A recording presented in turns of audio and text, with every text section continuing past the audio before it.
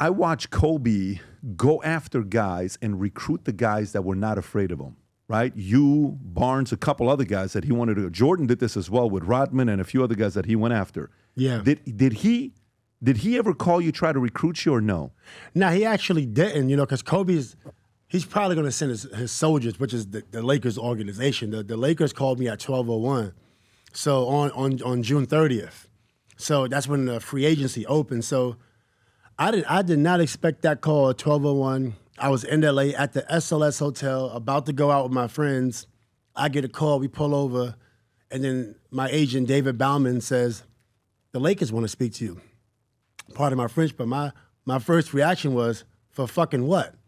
Because I'm like, they just beat us. Like, for one, I don't ever think I'm going to play for the Lakers. Two, I'm super competitive. And I'm like, I don't want to speak to the Lakers. Yeah. He said, they want you on their team. So then I'm like, I was still a little bit defensive, but then I was like, hold on a second, did he just say? So now all the stuff is going on in my head. I meet with Dr. Bust the next morning, and he was like, I'm sorry, I'm not gonna be able to pay you what you're worth, but we really want you on this team. Straight up, he says that opening line. Yeah, that's his opening line. And I said, damn, Dr. Bust, Phil Jackson, Kobe Bryant. I love Kobe Bryant. I love Kobe. Did you love him then when you're playing against him? No, not when I'm playing against him. No, when I'm playing against him, I don't like R.I.P. Kobe Bryant. When I'm playing against him, no. But when I'm not playing against Kobe, I love Kobe. Totally. I fully understand. Yeah, I love Kobe. So he tells you, he says, so I can't pay you what you're worth. And he's the one negotiating the deal. Who else is Mitch Kupchak in the room? Just me and Bus. Nobody else is in the room? Nobody. How long was that meeting? We went to the W Hotel. We sat at the bar in the Westwood W Hotel. Sat at the bar. We didn't drink any alcohol. I might have ordered an avocado toast. And that was it. We just talked. Maybe we didn't even order anything. We talked, and that was it. I was like, yep. I said, just send me the contract. I'll just sign it. And he told you the number there? Did he kind of say, I can pay you? Yeah, he said only the mid-level. Mid-level exception. Yeah, mid-level exception. Which usually is $5-6 million in that category. Million, yeah. Mm-hmm. But you could have been worth 10, 20 million, whatever the contract's worth. At that time, it was 12, 15. Being a number one guy in the playoff, that's like a 12 to 15. So you're leaving at least 10, 20 million bucks on the table. I left table. a lot of money on the table. Worth it, though, till today? It's worth it. It's definitely worth it, for sure, because I learned so much about myself. I learned that I could overcome adversity. You're thinking about your check. Oh, not only the money, that's one piece, but the other piece is you're only averaging 6.9 points. You see, that's your ego. That's going from where you were in your prime. So, and keep in mind, every time Kobe didn't play, in my first stint with the Lakers, I was averaging 18.9. I had to tally it up myself because I had to reassure that I was still pretty good. I was having doubt. When you're not shooting the ball year after year after year, you're just a role player in the corner. And when Kobe didn't play, like you'll see a game with the Spurs, it was like Kawhi and whoever else was on that team, you'll see me playing very well at 26. So I can still play, but when Kobe comes back, now it's back minutes away.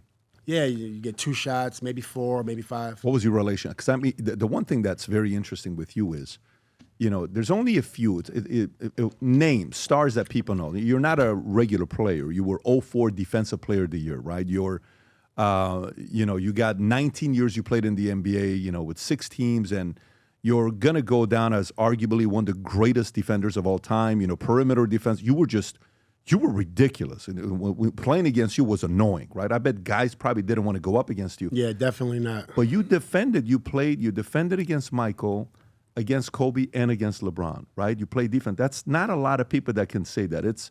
There's a lot of people that did, but not defending them, right? Where you got defending all 3 of them. So Kobe as a teammate, at that time when you come in, is he lifting you up?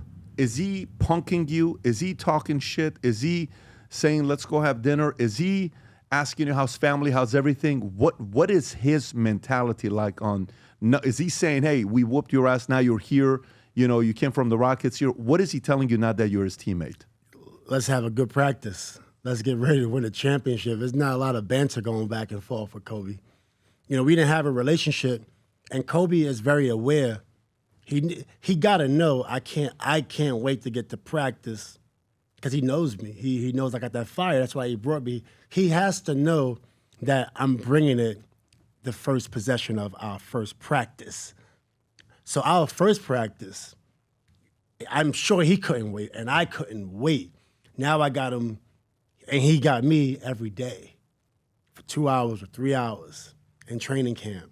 So the first practice, we're going against each other. We're not in a starting group yet, so we couldn't wait. Now he played very well. I must say he played very well, but I was also very physical, if that makes sense. I was on him. Now he scored, but it was definitely something to watch. Was there friction, like in practice with the two of you or no? For sure.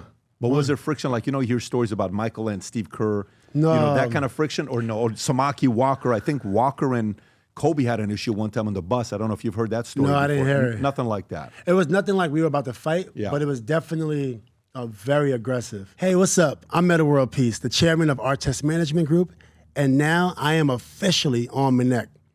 I want you to reach out to me. I got a lot of things to offer, whether you wanted to chat about sports, basketball, on the business side, business development, consultation, brand strategy, foreign relations, and more. I look forward to connecting with you on Minnect. If you enjoyed this video, you want to watch more videos like this, click here. And if you want to watch the entire podcast, click here.